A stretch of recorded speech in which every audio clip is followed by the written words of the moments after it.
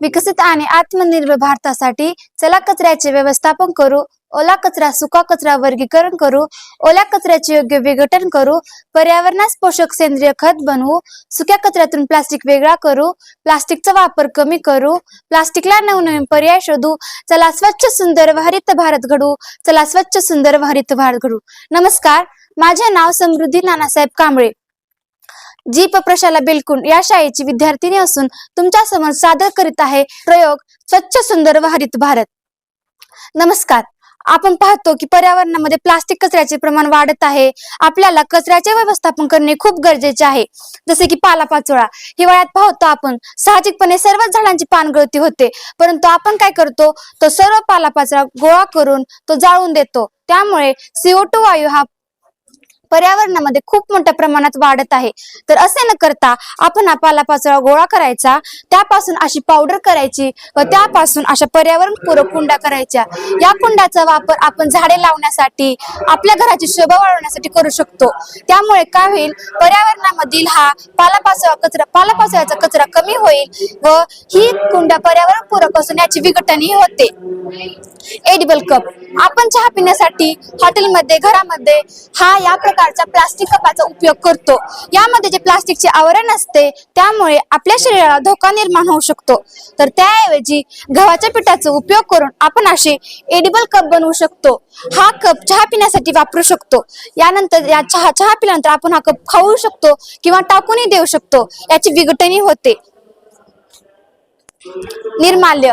आपण पाहतो गणेश उत्सवामध्ये मोठमोठ्या धार्मिक स्थळी फुलांचा खूप वापर होतो, परंतु आपण काय करतो, हा फुलांच्या पाकळ्या किंवा फुले आपण वापर झाल्यानंतर नदीच्या वाहत्या पाण्यामध्ये किंवा ओढ्यामध्ये फेकून देतो. तर त्यामुळे काय होतं, नदीचे प्रदूषण वाढते व डासांचे प्रमाण वाढते.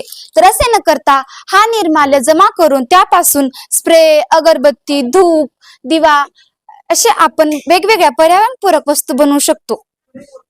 यासाठी लागणारे साहित्य: कापूर, तेजपत्ता, लवंग, चंदन पावडर, फुलांच्या पाकळ्या, फुलांची केलेली पावडर.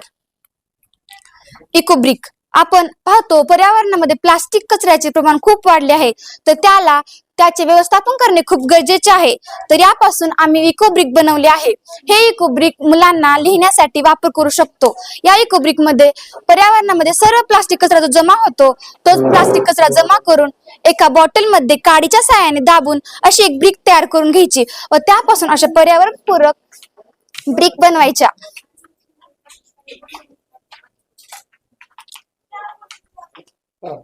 आपण जी लग्न समारंभामध्ये जेवण्यासाठी प्लास्टिकची पत्रावळी वापरतो, या पत्रावळीमध्ये जे प्लास्टिकचे आवरण असते त्यामुळे आपल्या शरीराला धोका निर्माण होतो. तर असे न करता पळसाच्या व सागाच्या पानांचा उपयोग करून अशा पर्यावरणपूरक पत्रावळी बनवायच्या. या पत्रावळीमध्ये जेवण करून आलं तर पर्यावरण फेकून दिलं तर याचे विघटन होईल. त्यामुळे प्लास्टिक कचऱ्याचे प्रमाण कमी होईल. तर त्यासाठी ह्या प्लास्टिक पासून बनलेल्या पत्रावळीऐवजी ह्या पर्यावरणपूरक पत्रावळीचा वापर करायचा. Eco pen. आपण पाहतो आपण अशा प्रकारच्या प्लास्टिकच्या पेना वापरतो व वापर झाल्यानंतर आपण अशा पेना फेकून देतो. त्यामुळे पर्यावरणामध्ये प्लास्टिक कचऱ्याचे प्रमाण वाढत आहे. तर असे न करता यापासून अशी इकोब्रिज पेन बनवायची. या पेनच्या मागे फळे, फुले यांच्या बिया लावायच्या. त्यामुळे काय होईल, ही पेन संपली, आपण जरी पेन फेकून दिलो तर त्यामुळे आपल्या पर्यावरणामध्ये झाडांचे प्रमाण वाढेल व यावर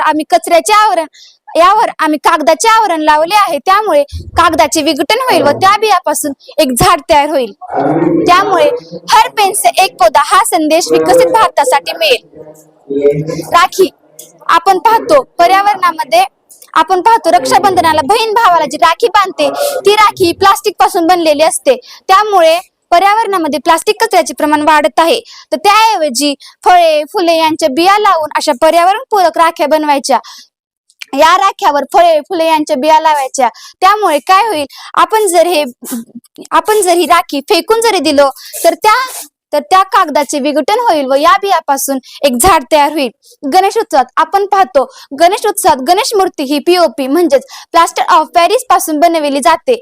आपण गणेशाचे पूजन करतो व त्याला आपल्या जवळच्या नदीत किंवा ओढ्यात विसर्जित करतो. त्या गणेश मूर्तीचे विघटन होत नाही, त्यामुळे जलीय जीवन धोक्यात येते. तर असे न करता शाडूच्या मातीपासून किंवा आपण हा पालापाचोळ्याचा जो पावडर केलतो त्यापासून आपण असे पर्यावरणपूरक गणपती बनवू शकतो. त्यामुळे ते करताना शाडूचा गणपती करत असताना त्यामध्ये फळे फुले यांच्या बिया घालाव्या व गणपती करायचा. याचे विघटन आपण आपल्या शाळेतील परसबागेत केले किंवा कुंडीत केले तर यामुळे पर्यावरणामध्ये झाडांचे प्रमाण वाढेल. इकोब्रिकचा उपयोग आम्ही आमच्या शाळेत सुद्धा केलेला आहे. झाडांना कुंपण करण्यासाठी, मुलांना लिहिण्यासाठी व निर्माल्याचा उपयोग धूप म्हणून वापरला आहे. धन्यवाद.